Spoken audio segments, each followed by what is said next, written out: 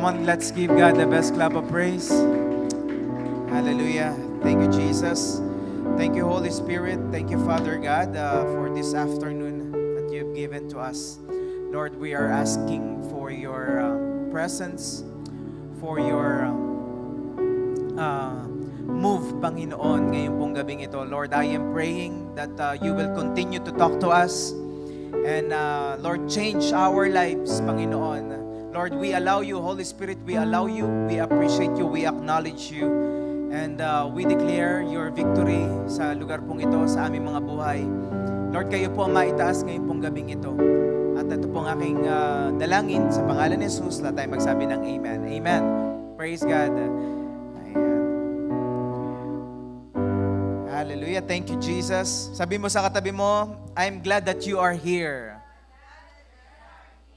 Yung may excitement, sabi mo, I'm glad that you are here. Yes. Hello po sa inyong lahat. Kamusta na po kayo?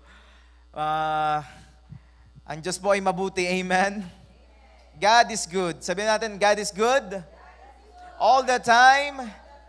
And all the time. Amen. Amen.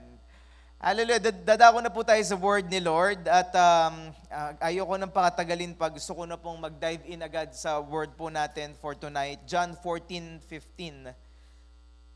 Jesus said, I will ask the Father and He will give you another helper. Sabi natin, helper. So, si Jesus po ang nagsasalita dyan at sabi po ni Jesus, I will ask the Father and He will give you another helper so that He may be with you forever. So ito po palang helper na ito ay hindi lang siya for this day, hindi lang siya for tomorrow. He will be forever with us. Ano po? So kasama natin yung helper na ito forever. Ano po? So makikita na agad natin na nakakatuwa dahil hindi nagbigay si Lord ng pang ngayon lang na araw na ito, kundi hanggang bukas at hanggang forever daw. Sabi po dito, verse 17, the helper is the Spirit of truth, whom the world cannot receive, because it does not see Him or know Him. But you know Him because He remains with you and will be with you. Ituloy po natin yung 26. Sa verse 26 po, sinabi naman po dito kung sino yung helper. But the helper, yan, sinabi ulit ni Jesus, but the helper, the Holy Spirit, whom the Father will send in my name, He will teach you all things and remind you all that I said to you. Ang Lord po ang mapapurihan sa pagbasa po ng kanyang word. At ang title po ng share ko tonight is The Spirit-Filled Life. The Spirit-Filled Life. Ang sabi po dun sa verse, the helper, which is the Holy Spirit, is gonna give to us forever. Ano po? Forever. So, meron po katangian ng Holy Spirit. He is the helper. Sabi natin helper. He will be with us, not just a helper, but He will be with us forever. Ang ganda ng pagkakaano, no? He will be with us forever. Hindi katulad ng ex. Hindi hanggang ano lang, hanggang may lang, hanggang ano, yung ganyan talaga. Ewan ko, may ouch daw. Ex, kaya ex hindi forever. Ano po, kay Lord walang ex, laging check. Amen? Sabi mo sa atin mo, God loves you. Amen. Amen. So, the Spirit-filled life, ang aking pong objective for tonight is to tell you what is the secret behind successful Christian life. Do you want to be a successful? Do you want to be a successful Christian life? To have a successful Christian life? Amen? All of us, I think all of us, lahat po kapag tinanong ko, gusto nyo nang maging successful, not only in one particular part of your life, but especially in your Christian life. Ano po, gusto natin maging successful. At hindi po natin yun magagawa without the power of the Holy Spirit. Ephesians 5:15 says, so be careful how you live. Don't live like fools. Be like those who are wise. Sabihin mo sa tabi mo, you are wise. And verse 16 says, make the most of every opportunity in these evil days. Don't act thoughtlessly, but understand what the Lord wants you to do.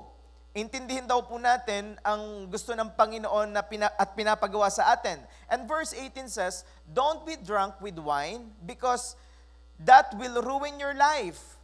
Instead, be filled with the Holy Spirit. Sabi natin, be filled with the Holy Spirit. Sabi po doon sa verse 18, don't be drunk with wine because that will ruin your life. So makikita na agad natin ang wine or ang alak po pwede itong magbigay sa atin ng kakaibang spirit. It will ruin our life. Ano po, merong itong ginagawa sa ating life, sa ating buhay. Pwedeng masira ang ating buhay, hindi lang ating buhay, pati ang ating katawan. Amen. Kaya po sinabi dyan, instead be filled with the Holy Spirit.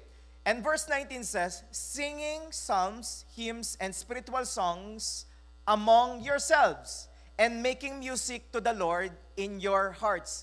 And I do believe kapag tayo po ay filled with Holy Spirit, ang isa sa mga ginagawa natin, tayo ay umaawit. Umaawit tayo ng papuri sa Panginoon, kahit na hindi yan yung kanta na ika nga ay tutugma doon sa tono. Pero yung puso mo, umaawit sa Panginoon because you are filled with the Holy Spirit, hindi mo mapigilan na umawit, Lord, salamat po, Panginoon, sa araw na ito. And that is a song. The way your heart speaks. Ano po, every morning kapag ikaw ay filled with the Holy Spirit. Sino po dito gusto niya maging filled siya? Amen. Ako gustong-gusto kong maging filled with the Holy Spirit. Every day, I want to wake up. Yung pagkagising ko pa lang, Lord, I worship you and I glorify you and I praise you. Meron kayong makikita mga Christians na pagkagising pa lang, makikita mo na agad, kakaiba yung gising niya. Meron namang gumigising pero parang tinatamad laging gumising. Parang, ito na naman, panibagong araw, ito na naman. Para bang zombie na parang ayoko nang bumangon pa. Pero alam niyo po, sa mga spirit-filled na Christians, paggising mo sa umaga, you are very thankful at ganado ka. Amen? At sabi dyan, verse 20, and give thanks for everything to God, the Father, in the name of our Lord Jesus Christ. Isa sa mga definition ng filled ng Spirit is, lagi ka nagpapasalamat. Ikaw ay laging grateful. Amen? After we receive Jesus as our Lord and Savior, our spiritual life came back to life again. Noong pong tinanggap natin si Jesus Christ sa ating puso, ang nangyari is, yung ating spiritual life muling nabuhay. Kaya po tinawag na born again. Amen? Kasi yung spiritual life natin, dating patay, dating hindi ganado na makinig about kay God, dati na hindi ganado na i-honor si God, dati na hindi ganado na mag-pray, pero noong tinanggap mo si Jesus Christ as your Lord and Savior, tunay na tinanggap mo sa iyong puso, muling nabuhay yung dating patay. Amen? 1 Corinthians 12:13, for we were all baptized by one Spirit, so as to form one body, whether Jews or Gentiles, slave or free, and we were all given the one Spirit to drink. Ang sinasabi po dyan is, baptized means immersed or clothed. Tayo po ay in-immersed. Tayo po ay, binihisan. Ano po, tingnan mo ang katabi mo, mukha mang bihis yan. Bihis na bihis. Ano po, nilalamig na nga. Yung pong ibig sabihin dyan na baptized, it means clothed or immersed. Tayo po ay binihisan. That means you have become one with the Holy Spirit. Kayo po ay iisa na ni Holy Spirit. You accepted Jesus, not only Jesus, you also accepted the Holy Spirit. We were all baptized by one Spirit so as to form one body. So kapatid, kung tinanggap mo si Jesus as your Lord and Savior, kayo ay iisa na ni Holy Spirit. Amen? So, tatlong bagay po ang nangyari noong tinanggap natin si Jesus. Pakita po natin. The Holy Spirit dwells in you. The Holy Spirit dwells in you. Your spirit came back to life and we experienced the rebirth of the Spirit. And number 3, we can experience the baptism of the Holy Spirit. Sino po dito gusto niya ma-experience or naka-experience na ng baptism ng Holy Spirit? Yung bang, paano ko ba mapapaliwanag yung baptism? Yung baptism of the Holy Spirit, isa sa mga nangyayari doon is na nakakapag-speaking in tongues ka. Yung bang, dahil puspos ka ng banal na Spirito. Kasi nga, tinanggap mo si Jesus eh. So the Holy Spirit is already inside of you. The Holy Spirit is already inside of you and dwells in you. So, kailangan lang ikaw ay mabaptize or ma-immerse palalo or ma-filled. Sabi natin feel. Ano ba sa Tagalog ang feel? Mapuno. Amen? Mapuno. Kailangan mong mapuno ng banal na Spirito para dumating ka sa time na mabaptize ka with the Holy Spirit. But, I'm not just talking about the Holy Spirit dwells in you and your spirit came back to life. I want to talk about the number 3. We can experience the baptism of the Holy Spirit. Yung bang baptism of the Holy Spirit, yung feeling of the Holy Spirit every day. Kasi sinabi po dun sa verse 18, ulitin po natin ulit. Sabi dyan, don't be drunk with wine because that will ruin your life. Instead, be filled with the Holy Spirit. Ang sinabi po dyan, be filled with the Holy Spirit. This is a command from the Lord to be filled with the Holy Spirit. At nakalagay din po dyan, be filled with the Holy Spirit in Ephesians 5:18. Sige po, pakita po natin. Means it represents the present tense, to do it regularly and continually. Nandiyan po ba? Ayan. Yan. Balik po natin, isa lang. Ayan. So, ang nakalagay po dyan, be filled with the Holy Spirit. And be filled with the Holy Spirit in Ephesians 5:18 means to the present tense, to do it regularly, and continually. Sabi natin, continually. Tingnan mo nga katabi mo, mukha bang puspos na yan? Pastor, puspos na. puspos na. I pray tayo pong lahat ay mapuspos. Because po pwede kasing sabihin natin, Pastor, puspos na naman ako, napuspos na naman ako nung MGR, napuspos na naman ako nung Sunday. But I'm not just talking about those kind of things. Kasi po pwedeng puspos ka that day, po pwedeng puspos ka nung MGR, pero ngayon hindi ka na puspos. Po pwedeng filled ka ng Holy Spirit nung Sunday, pero ngayon hindi ka na filled. Pero sinabi dyan, be filled with the Holy Spirit. And it means in the language, in their language, in what is this language? In a Greek language, nung pong translate po yung be filled with the Holy Spirit, it means present tense, not past tense. Ano po, hindi po past tense na, ay, napuspos na naman ako. Hindi po ganun eh. Ang gusto po ni Lord, every day, we are filled. And that is the true meaning of being a Christian. Every day you are filled with the Holy Spirit. Amen? Are you here?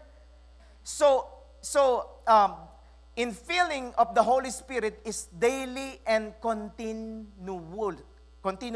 Ano po? Continual. Ano po? This is a command, not a suggestion from the Lord. Not because you were filled or on fire yesterday doesn't mean you are still on fire today. Amen? We need to have oil daily. We need to experience of infilling of the Holy Spirit. Amen? Are you still here?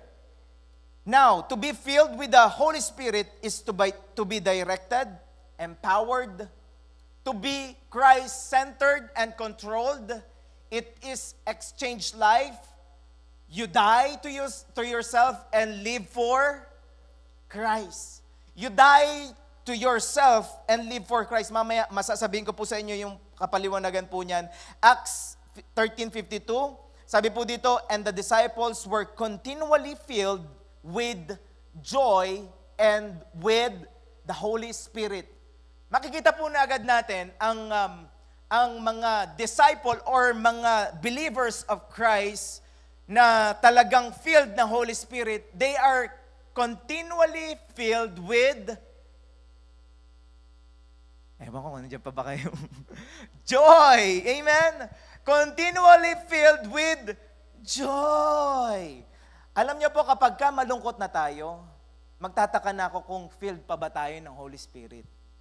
Kasi po pwede kasing nagdodwell ang Holy Spirit pero hindi ka filled. Are you here? Nagigets nyo? Po pwede kasing nasa atin si Holy Spirit pero hindi talaga tayo filled. And I'm talking about, today, I'm just gonna talk about, we want to be filled with the Holy Spirit. Amen? Why do we need to be filled by the Holy Spirit daily? Dalawang bagay. Why do we need to be filled? Number one po, because the Holy Spirit gives us the desire and the power to do God's will. The Holy Spirit will help you to give you desire and power to do God's will. Ito po ang truth. The truth is, we don't have the power to do God's will. Tayo po mga Christians, we cannot do or desire to do God's will. And most of the time, we don't have desire to please God. Can I hear an amen? Ewan ko kung aamin kayo, pero alam niyo po, me as a pastor, meron dumadating ang time, kahit yung desire na gawin mo yung tama, ang hirap gawin. Lalo na kapag yung merong taong nang ini sa'yo, parang, Lord, gagawin ko ba yung tama? Pero gusto mong magsalita ng negative, gusto mong mag-speak ng negative, ang hirap gawin. I want to tell you something, you cannot change your heart, but if you allow the Holy Spirit, He can change you. Uulitin ko, you cannot change your heart. Pastor, ganito na ako. Oo, ganyan ka na. Ano po? Ganyan ka na nga. Pero hindi ka talaga mababago if you will not allow the Holy Spirit to change you. He can change you. He can change your desire, and the Holy Spirit can help you to do God's will. Ano po? Philippians 2:13. Sabi po dito, malinaw na malinaw, for God is working in you, giving you the desire and the power to do what pleases Him. Ano po? Giving you the desire and the power to do what pleases Him. If you don't have desire to pray or to read the Bible, you need the help of the Holy Spirit. If you don't have a desire to go to church, ask the help of the Holy Spirit. If you don't have desire to forgive, you need the help of the Holy Spirit. God doesn't want us, God doesn't want us to know His will, just to know His will, but also to do His will. Amen? Through the power of the Holy Spirit. Kasi po pwedeng alam natin yung will ni Lord, pero hindi natin magawa. Amen? Kasi po pwedeng sabihin natin, gusto ko magpakabait, pero di ko magawa. Kanta ata yun ni, sino ba kumanta nun? Ang tagal na kasi nun eh. Gusto kong bumait, pero di ko magawa. Andrew, iba yun. Kaya kasi hindi mo magawa. Bakit hindi mo magawa? Kasi hindi mo talaga kaya on your own. You need the power of the Holy Spirit. Amen? It's one thing to know God's will, but it's another thing to do His will. Pwedeng alam mo lang na tama ito, pero hindi mo ginagawa. Kasi nga, walang power ni Holy Spirit. It's not enough to know the right thing to do. We need to have the power or strength to do it as well. Amen? Marami ang alam ang kalooban ni Lord, pero bakit hindi nila nagagawa? Kasi walang power. The Holy Spirit gives us the power to do what pleases God.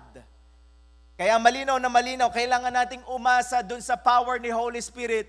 Every day, be dependent. Sabi mo, Lord, Holy Spirit, I need your help to do your will.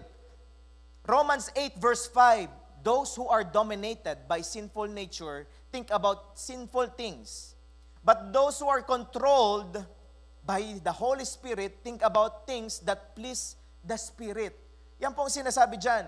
Verse 6, so letting your sinful nature control your mind leads to death. But letting the Spirit control your mind leads to life and peace. So if we're gonna allow the Holy Spirit to control our mind, our heart, it will lead to life, and there will be life, full of life and full of peace. I really understand this verse. Kasi po, dumating sa buhay ko na talagang controlled ako by my sinful nature.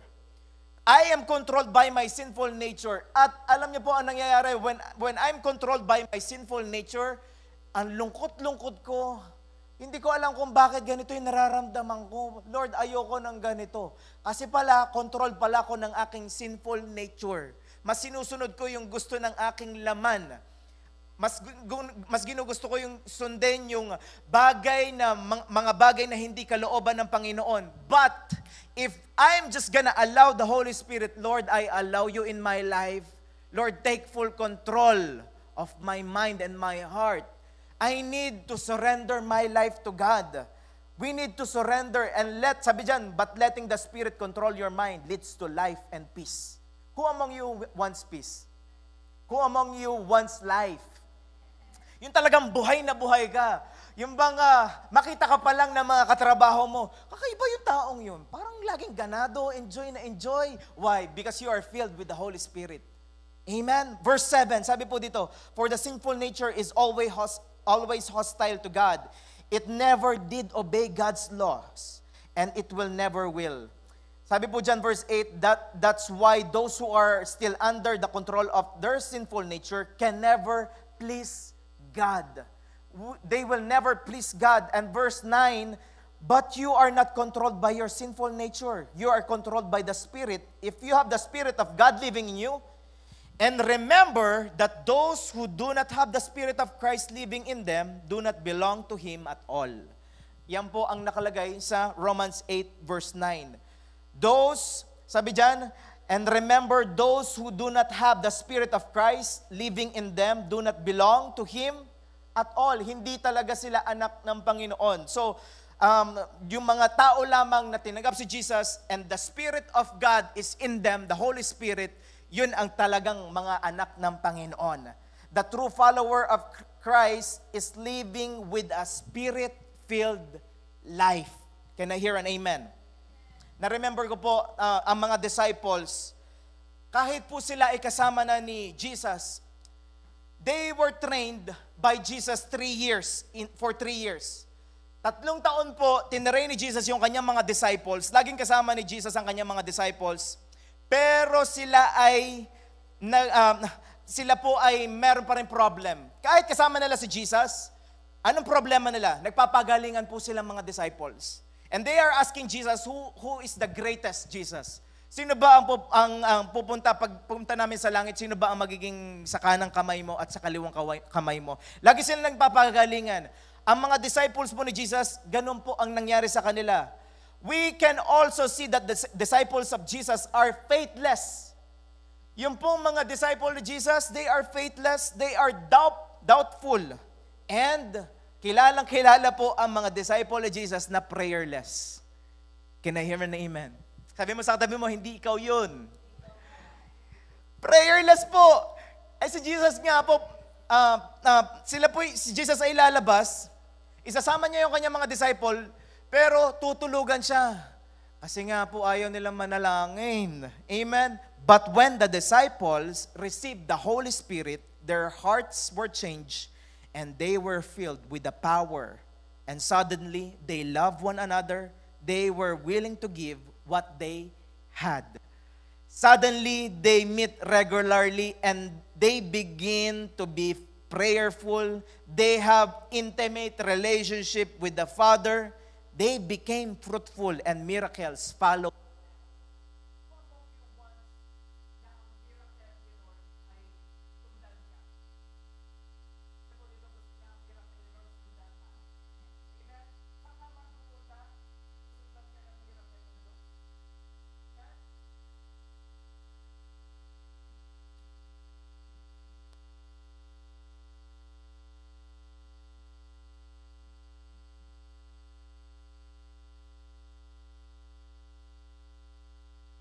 Praise God.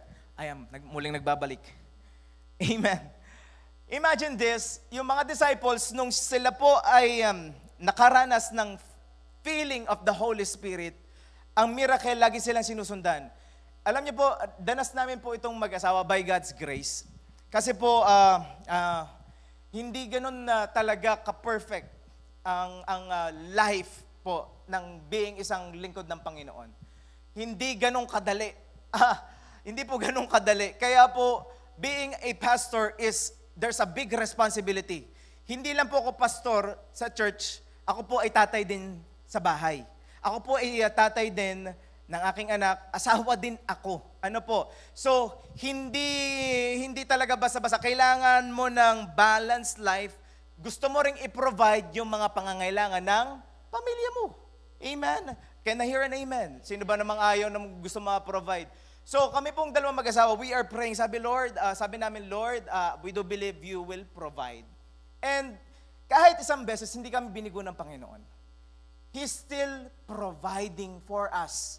In many times, talagang pinatunayan ni Lord. Talagang, alam niyo ng asawa ko na sabi ko, Lord, I do believe, Panginoon, you will provide for today.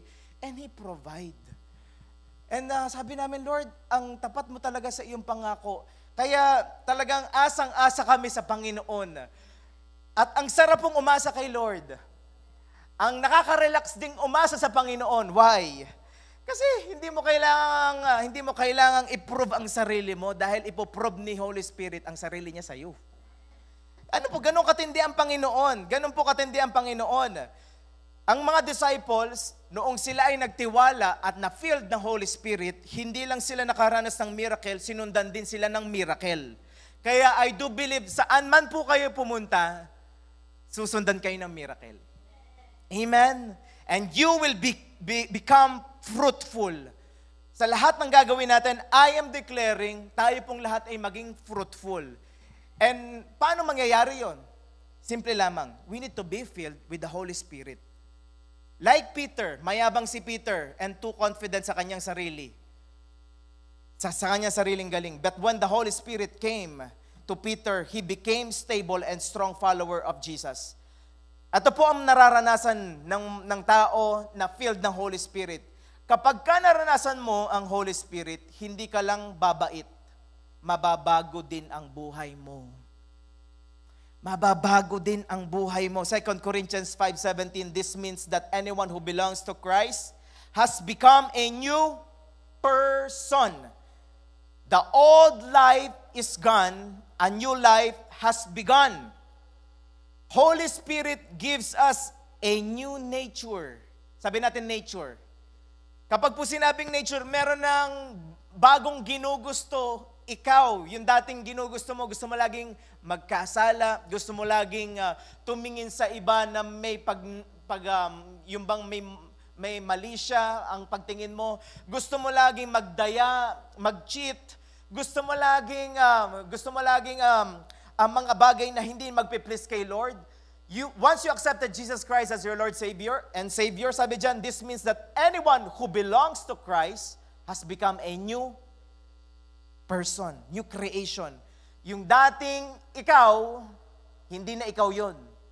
Meron nang nangyaring pagbabago sa loob. Yung dating mainisin, dating magagalitin, nagkaroon na ng pagbabago sa loob. Ano po, ang dinedesire na ng puso mo, ng spirit mo is to please God. Kaya po sinabi dyan, the old life is gone, the new life has begun. Amen? When the Holy Spirit, or when you have the Holy Spirit, you have moments of sin, but not the nature of sin. Anong ibig sabihin ng pastor? May mga pagkakataon madadapa ka pa din dahil ipapakita ka sa iyo ni Lord na hindi mo talaga kaya mag-isa. Ang ibig sabihin ba nun, pastor, pag nasa akin na si Holy Spirit, di na ako magkakasala? Hindi. Pwede pa rin magkasala. Kaya po sinabi dyan, when you have the Holy Spirit, you may have moments of sin, but not nature of sin. Do magkasala ka, alam mo sa sarili mo, ayaw mo na yung gawin. Batanggen nyo no? Lord, ayaw ko na yung gawin. Kaya babalik ka uli kay Lord. Lord, linisin mo ko, Panginoon. Ayaw ko na po gawin yun. Yun po yung nature na nabago sa iyong puso. There's something inside of you change because the old has gone, the new has begun. Amen? The old life is gone. Tapos na yung dating ikaw, hindi na ikaw yun. Amen? Because the Holy Spirit is inside of you. And you have a new nature. Your heart has changed and always wanted to please God. Can I hear an amen? Nagigets niyo po ba ako? Kaya imposible na walang mabago sa taong tinanggap si Jesus sa kanyang puso. That's very impossible. Acts 1:8, but you will receive power when the Holy Spirit comes upon you. And you will be my witnesses, telling people about me everywhere. Kaya po, yung mga tao na naka-receive ng Holy Spirit, they will receive, hindi po yung kili-kili power na maglalayuan ng mga tao. No. Receive power when the Holy Spirit comes upon you, and you will be my witnesses, telling people about me everywhere. Yung mga taon na tinanggap si Jesus, naka-receive kayo ng Holy Spirit, naka-receive kayo ng power, at hindi na mahirap sa mga taong itong maglingkod sa Panginoon. Why? Because they received the Holy Spirit. Kaya po magtataka ako sa taong tinanggap si Jesus pero tinatamad i-share si Jesus. That's very impossible. That's very impossible because sabi, malinaw na malinaw, you will receive power when the Holy Spirit comes upon you. And you will be my witnesses, telling people about me everywhere in Jerusalem.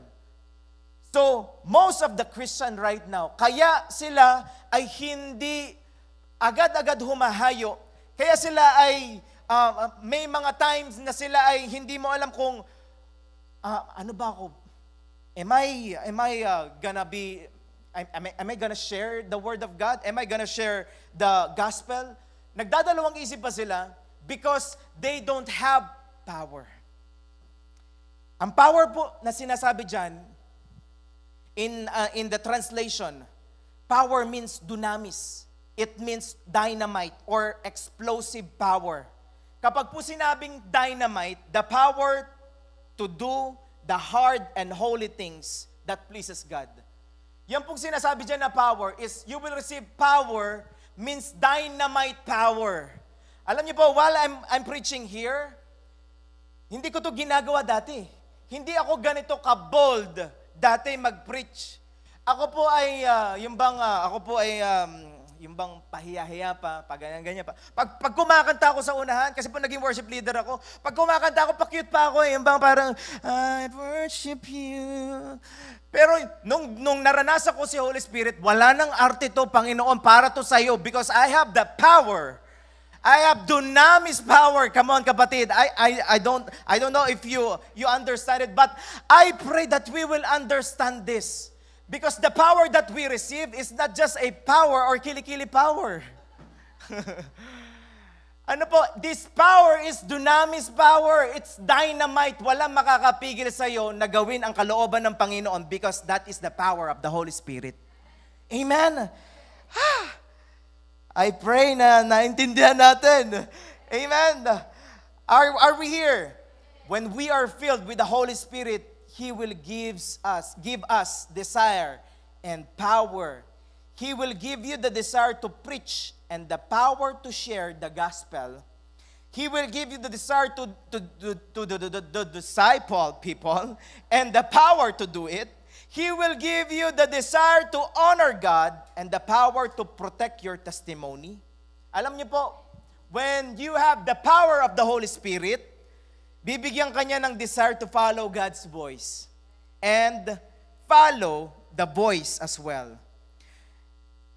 He will give you the desire to forgive and power to forgive. Kaya nga po yung number 1 point natin, di ba? Hindi lang desire, kundi power. Kasi po pwedeng may desire ako, pastor, may desire ako maglingkod, pero wala kang power, hindi mo ginagawa. Kailangan mo ng power ng Holy Spirit. Ano po? Kailangan mo ng power ng Holy Spirit. Who among you wants power? Amen? Kaya po, anong tawag sa Christian na patuloy na nagkakasala? Powerless. Ano po? Powerless. Patuloy ka nagkakasala. Kailangan mo ng power. You need the power of the Holy Spirit. Kasi po pwedeng may desire, pero walang power. That's why you need the power of the Holy Spirit. Number 2 po. why do we need to be filled by the Holy Spirit daily? Is because the Holy Spirit makes us more like Christ. The Holy Spirit makes us more like Christ. Anong ibig sabihin mo, Pastor? Alam niyo po, sabi po sa Bible, we are the citizens of, Canada? No, heaven. Tagalangit tayo. At alam niyo po, pagka dating ng time na tayo po ay kukunin na, or dumating ang time na tayo po ay, itong katawan na ito, ay may expiration po ito. Kapag dumating ang time na ito'y namatay, yung spirit natin, lahat ng tumanggap kay Jesus, sabi po sa Bible, will go to heaven and have eternal life. At bago ka pumunta sa langit, ang dala-dala natin po doon ay ang ating karakter. Kung sino ka ngayon, yun yung karakter na dala mo sa langit. At alam niyo po, ginagamit ng Panginoon lahat ng pangyayari sa buhay natin, problema, mga tao. Kaya pag minsan, di ba, inis na inis ka sa nangyayari sa paligid mo, naiinis ka sa mga tao na nasa paligid mo, pero alam niyo po, ginagamit ng Diyos yan para mabago ang ating karakter. Can I hear an amen? Alam mo, and sabi ko nga, Lord, I do believe may binabago ka, hindi lang sa taong yun, kundi sa sarili ko. Amen? The way I see other people right now, Lord, instead na magsabi ako ng negative sa kanya, I'm just gonna pray for him or for her. And Lord, help me to have patience. Lord, help me at baguhin mo ko every day, Panginoon, na magkaroon ako ng pagtitiis at Lord, matutunan ko na maging mapagmahal sa iba.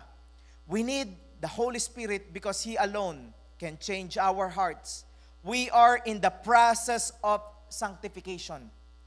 Until now, every situation, people around us, even our feelings can change. Or even our feelings, God can use it to change our hearts, to turn into image of Christ.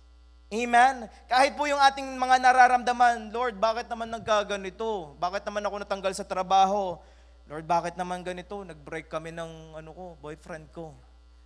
Bakit naman ganito, Panginoon? Alam niyo po, talagang sinadya ni Lord. Kasi nga, may binabago sa puso mo. Can I hear an amen? The Holy Spirit is the Spirit of Jesus. And the role of the Holy Spirit is to comfort you, to lead you to Jesus, and conforms us into the image of Christ. Holy Spirit empowers us to live like Jesus. May mga sitwasyon na ang hirap maging Christian. Sa totoo lang. May mga sitwasyon na ang hirap magpaka-Kristiyano. Yung bang biglang may nag-cut sa'yo, nakakainis talaga, Lord. Hindi man lang siya naghintay sa likod. Talagang kinad pa ako. May mga sitwasyon talaga nakakainis at ang hirap gawin at piliin ang tama. Amen? Lord, naiinis ako sa asawa ko. Panginoon, Lord, turuan mo siya. Biglang wala nag-amen. Alam niyo po, that is why we need the Holy Spirit. Meron pong sinabi, malapit na ako matapos, may sinabi po ang isang pastor, ang pangalan po niya is si John Stott. Christ-likeness is the eternal predestinating purpose of God. Yung pong Christ-likeness, talagang habang nandito tayo sa mundo, binabago ni Lord yung ating character to form it like Christ. Kasi po pagdating natin sa langit, ang mga nasa langit, wala dun mainisin ng ulo. Walang mainitin ng ulo. Wala dun na makasarili sa langit po. Kaya po dito sa lupa, ang tinuturo ni Lord, being selfless, forgiveness. Amen? Talagang, yan po ang ginagawa ng Panginoon. Isa pa pong sinabi, may nagsabi, ang pangalan din po niya ay si John Ortberg. Isa po siyang author and pastor. Sabi po niya, commitment is not the same thing as Christ-likeness. In fact, where people's primary focus is on their commitment, pride is not far behind. Kasi po sinasabi po dyan ni John Ortberg, sabi po niya, po pwede kasi na committed ka at po pwede namang ipagmalaki mo na ikaw ay committed.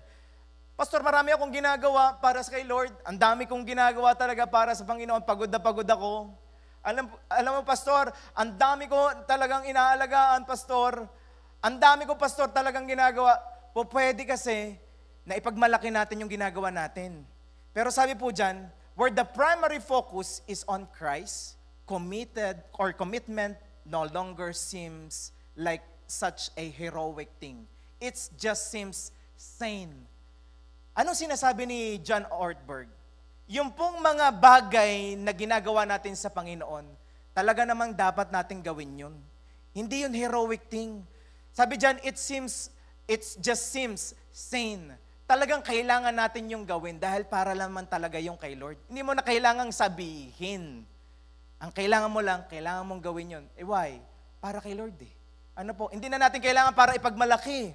Ano po? Pastor, ang dami kong ginawa. Ano ngayon? Sabi nga po sa Bible, kapag wag mong hayaan ang ginawa ng iyong kanang kamay ay malaman ng kaliwa mong kamay. Hayaan mong si Lord ang mag-bless sa'yo. At kung may gagawin ka para kay Lord, ang pinakamaganda nga, hindi na nabobroadcast.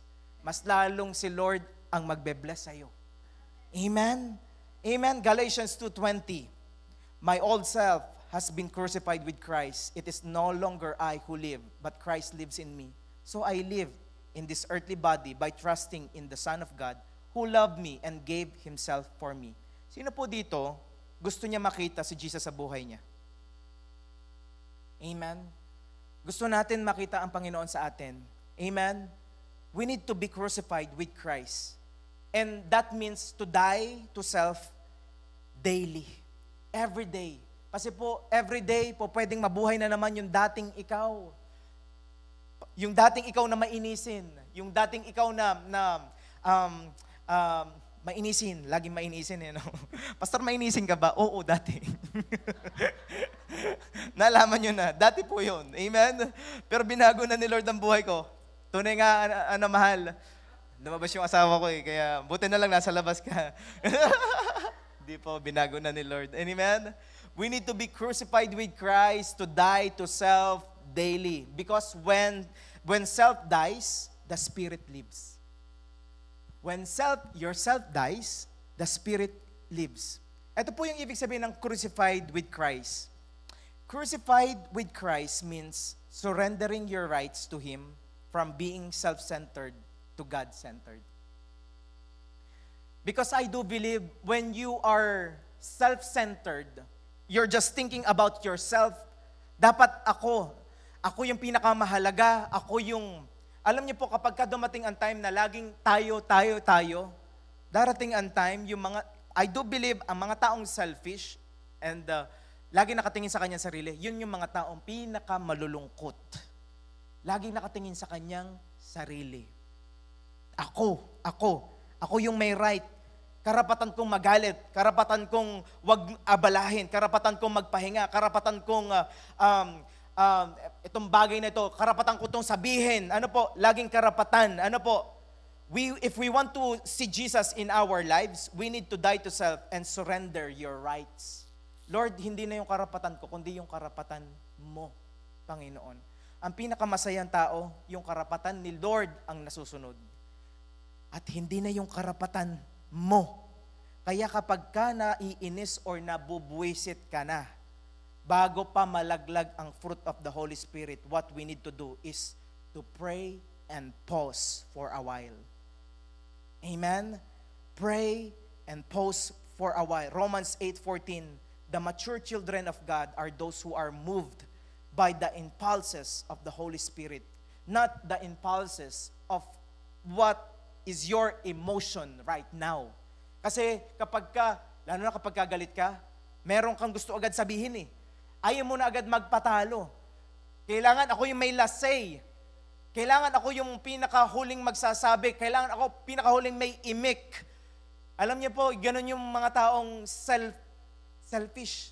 Kailangan ako yung pinakahuli magsasalita. Hindi ako magpapatalo. Hindi, ako panalo. Alam niyo po, welcome, kalungkutan. Because being selfish, napakahirap na laging ikaw. At ang akala mo, umiikot ang mundo para lamang sa iyo. Pero ang totoo, hindi. Hindi. It's not about you. It's about God. Amen? Ang flesh gusto niya lagi, ako ang bida, ako ang tama, ako ang pinakamagaling. We need to take off our eyes and turn it to Jesus. And that is the most liberating thing to do. Because the Holy Spirit lives in you. Kapag ka, pinokus mo ang iyong mata kay Jesus Christ. Imbes na mag-react, Lord, I let it go. Amen? I let it go.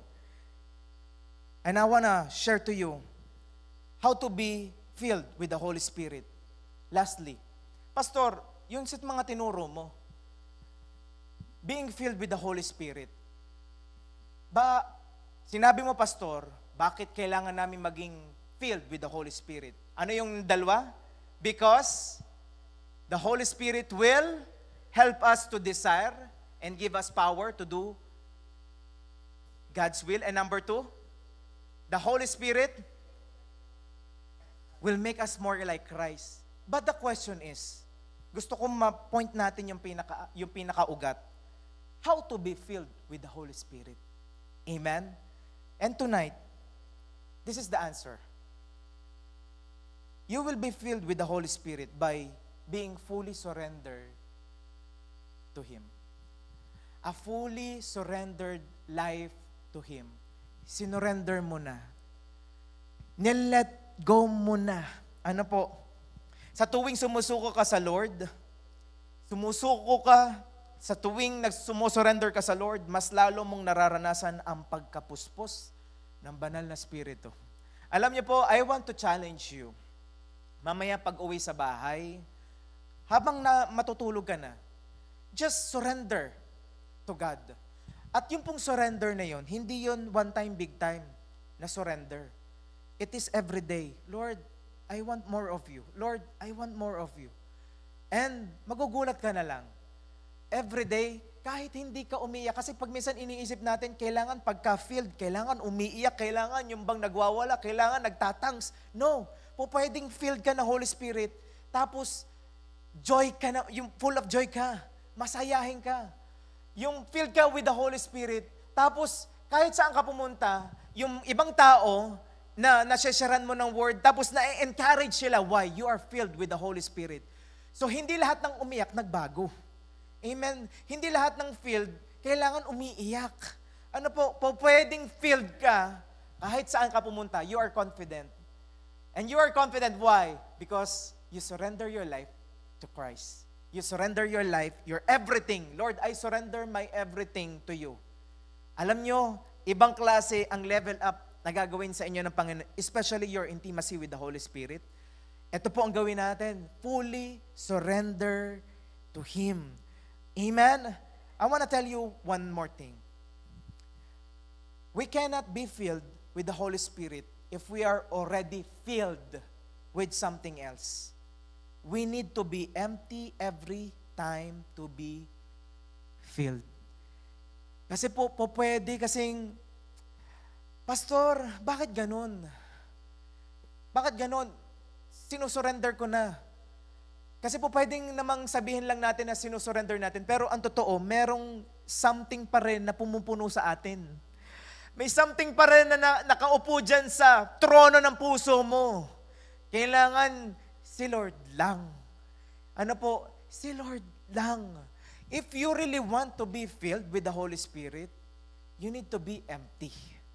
At yung iba na nandyan sa puso mo, you need to let it go. Lord, I want to be filled. Alam niyo si Holy Spirit, ramdam ko ngayon eh. Ramdam ko ang Holy Spirit eh. And He wants to fill you. Kaya lang kulang na tayo sa oras. But I am praying, pagpunta natin sa mga bahay natin, matutulog tayo, Lord, I let go all of these things, Panginoon, na nakakasagabal sa iyo. Lord, kapag hindi mo kalooban, ayoko na pong gawin. Because ayoko lang na mag-dwell ka sa akin. Gusto kong maging filled ako everyday. Because indwelling doesn't mean infilling. Amen? And lastly, being filled by the Spirit is not a matter of us having the Spirit. It's not just saying, Lord, I want more of you. I want more of you. No, no, no. It's not that. But the Spirit having more of us. Hindi pagsasabi na, Lord, I want more of you. Kundi, Jesus, Holy Spirit, take over my life. Mas deeper po yun. Hindi yung, Lord, I want more of you. But here's the thing. If you really want to Spirit-filled life, full of the Spirit, Lord, take over all of my life, all of my heart, Panginoon. Lord, pangunahan mo ako. Lord, ikaw lang ang buhay ko. Hindi ko kaya nang wala ka, Holy Spirit. And I want to tell you something.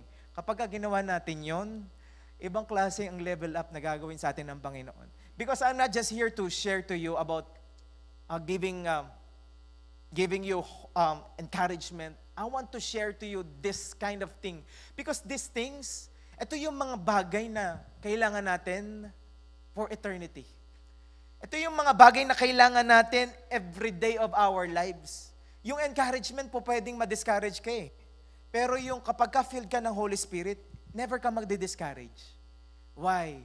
Because the Holy Spirit is in control and pinagkakatiwalaan mo siya. You trust Him fully. You surrender everything to Him, everything. Sinasabi mo, Panginoon, Lord, take over, Panginoon. Just take it over. Take over, Panginoon. And nakakatuwa, kapag ka-filled ka ng Holy Spirit, andun yung peace, andun yung joy, andun yung freedom. Amen? I wanna invite you to stand up please right now. And we're just gonna pray together. Ito pong isa na lamang po tayong prayer. Let's just pray together right now. Hallelujah, Father God. We thank you for your word. Lord, I do believe that your word is alive. Lord, and powerful, Panginoon. Lord, sa pag-aaral po namin ng iyong salita, kami po ay muling nagkakaroon po ng information, not only information but also transformation of our hearts. Lord, I am praying, kahit po sa pagpunta namin sa aming mga pansariling tahanan, Lord, kami po ay patuloy mong gagabayan. And Holy Spirit, Lord, we allow you, we appreciate you, we acknowledge you in our lives. Come on kapatid, ngayong oras na ito, pwede ba kausapin mo, hindi lang si Jesus, hindi lang si Father God, higit sa lahat si Holy Spirit na kasama mo every day.